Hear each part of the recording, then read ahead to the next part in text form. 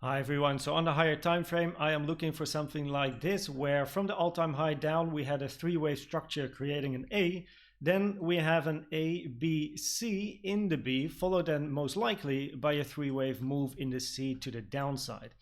Now this also means that at the moment for me wave 4 of this impulse might not yet be finished, and it might also clarify why the lower time frames are so messy. I do have a very interesting scenario at the moment on the lower time frame, which I will show you in a second. But I currently think that like this is 1, 2, 3, and then 4 can end somewhere here before we then have 5 to the upside. And the reason why I think that wave 4 might not yet be finished is because the fib time from the beginning of wave 3 to the end of wave 3. So the length of wave 3, the 1-to-1 is over here on the 3rd of March. And wave 4 tends to be around the 1-to-1 or even longer than its impulse wave, which in this case is wave 3. So it would make sense for wave 4 not yet to be finished. Also with the very weird price action that we had here, it can make sense. Of course, can we just move down? And yes, absolutely. And that is one actually of the other scenarios that I explained yesterday in my video, Bitcoin BTC 5 high time frame Elliott wave scenarios. It's a 35-minute video where I went deep dive into 5 different scenarios. And guys, thanks for the support. I love it. Thanks for all the replies. I did not yet have the time to reply to everyone. I also just got up and opened the charts. But I will reply to every single one of you in the comments, and I really appreciate your support, guys. Thanks so much. So yeah, have a look at this video for all the scenarios that I have on the higher time frame, which includes some scenarios that just go down. But my preferred scenario at the moment would be that this is a three-wave. Then this wave B is some sort of a three-wave. So I would still expect a bit more downside, up and then down.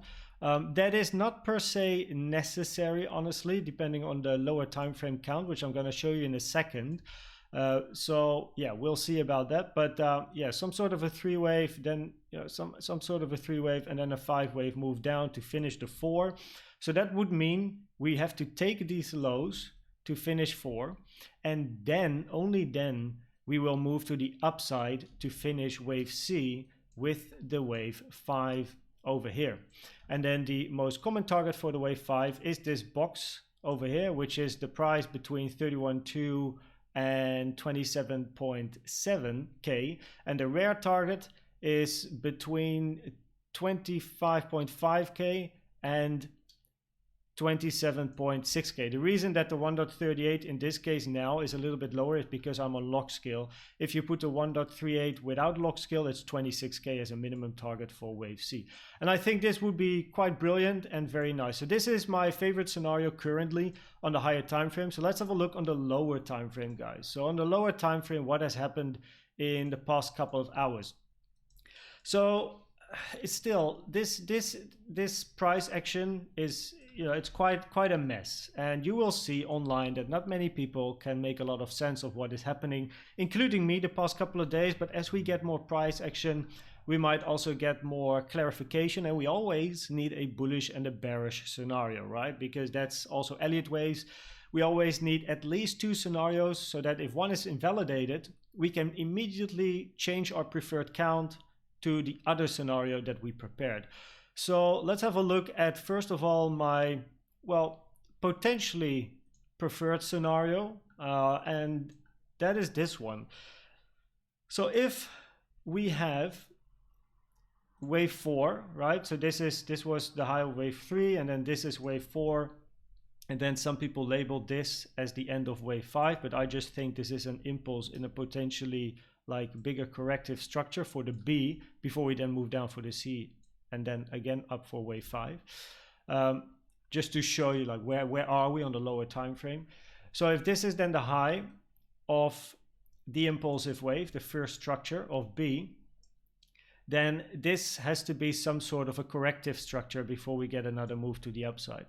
And it's very long, it's very stretched, and in my opinion, so I was messing around on lower time frames, and it seems this is like a three-wave, then you can have this as a three-wave, possibly another three-wave, before then wave Z for another three-wave. So actually a WXYXZ would be a quite nice scenario, Elliott wave scenario. It is not very common to get a WXYXZ. It takes a lot of time for this to finish as well.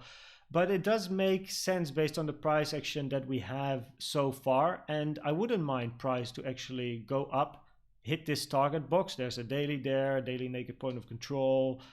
We have the current monthly point of control. So from the month February, the point of control of this month is also over here.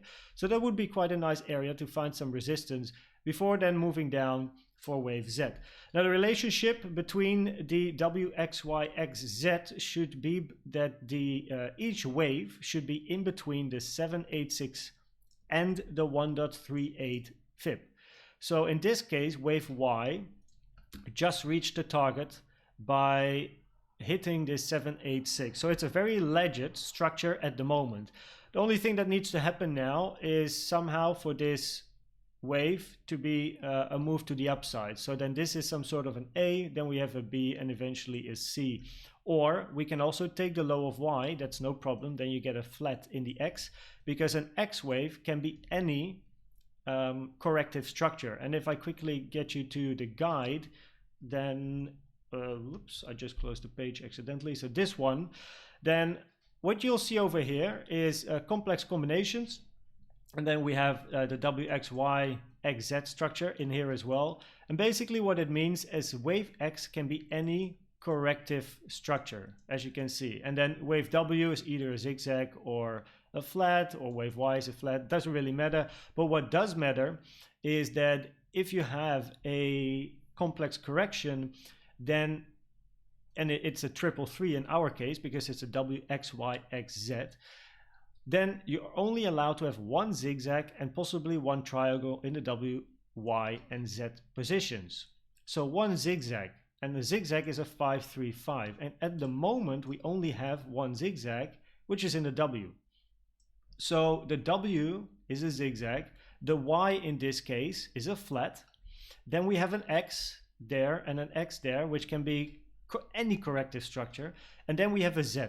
And because we already had a zigzag in the W, the Z cannot be a zigzag following the Elliott wave rule. So it's going to be very interesting that if this plays out, I will be looking, so if this is the correct scenario at the moment, then I will be looking for more upside. Of course, the X can still be some sort of a flat where this is like a three-wave somehow structure, followed by a wave down, taking the lows, and then moving up in a C to actually go to these highs before then moving down for Z. So this is on the lower time frame my preferred scenario at the moment. It is a very complex range, very complex environment to do Elliott wave analysis. But this would be a very interesting case. The other one I showed you has to do with where we are now, that we might be in a regular flat, which is a 3, 3, and then 5 wave move. The regular flat does not always take the low of wave A, as you can see here on the left side, wave B, 90%. And this might be, and if I go to the lower time frame, the wave that we're in right now, maybe it's more like a regular flat because, so this looks very much like a 5-wave impulsive move, right? But what if? That's always the scenario with Elliott waves, right? What if this in one way, type or form or whatever it is a 3-wave move? Then the low that we made over here, which is at the 886 Fibonacci, or the 90 is touched, because the 90 is literally just below the red line basically. So the 90 is touched. If this is some sort of an A, B, C or A, B, C, you know, that's really micro counting, 5 minute, 3 minute, 1 minute stuff. But then this can be some sort of a wave 3-wave A followed by a 3-wave B. And then eventually C. I don't know. I now I talk about it, I'm not sure if I really like this scenario, this being an A, B, C, back to the 90. No, okay, forget about that. Maybe that's not, I don't know. I shouldn't go too deep into this what's happening over here. It's more the general idea on the higher time frame. So still expecting an X and still expecting a Z, because in the end, if this is a zigzag, it's a 5-wave move up, then we need to get some sort of a 3-wave move down. Maybe it is some sort of a very deep, sharp move down, but this can also look a little bit like a triangle now, which is a continuation pattern. So then maybe this is an A, B, C, taking the lows before then a move up, and then you have some sort of an expanded flat, but then this has to be a 3-wave structure, 3-wave structure, 5-wave structure. So yeah, there's a lot going on the lower time frame, but this is at least something I'm looking at. If this is a zigzag, oops, that's not the plan. If this is a zigzag, then we are not allowed to take these lows with price now coming down and still expecting more upside. So if the lows here are taken, then it is not a zigzag anymore, which is a 5-3-5-wave move. But if we take this low and instead of dumping down all the way, we turn around and go up for potentially X, then this might be a expanded flat, being a 3-3-5 scenario. We do have on this on the lower time frame, this is the 15-minute time frame of AGGR with some CVD divergence lines here as well. You can see we are building some bullish divergences with over here we have higher lows, but on CVD, the buy bid line here, we have lower lows, and also on the blue line, we have lower lows. So we'll see what happens, but this is currently my scenario that I keep an eye on. Do I have other scenarios? Yes, but I don't know, they don't really match as well at the moment. This being, so then I don't analyze any of this, and then this is some sort of a 1 or A, then we have an A, B, C, or whatever it's going to be, followed by then another move to the downside, but then that being either a 3 or a C. So we'll have to see how that works. And this is the other scenario where basically WXY is finished and then we have upside to go, either in a 5-wave structure or this is an A, B, C before then moving down. So that being said, this is what I wanted to show you. And yeah, again, if you haven't seen the high time frame Elliott wave count video just yet, I think it will provide you with quite some insights in what might happen in the future for Bitcoin.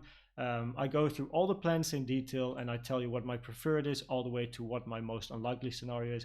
Guys, again, thank you for the support. I will reply to everyone and I hope to see you at the next video later today. Have a good morning, have a good afternoon, have a good evening or night, wherever you are from the world, and I will see you at the next video. Bye-bye.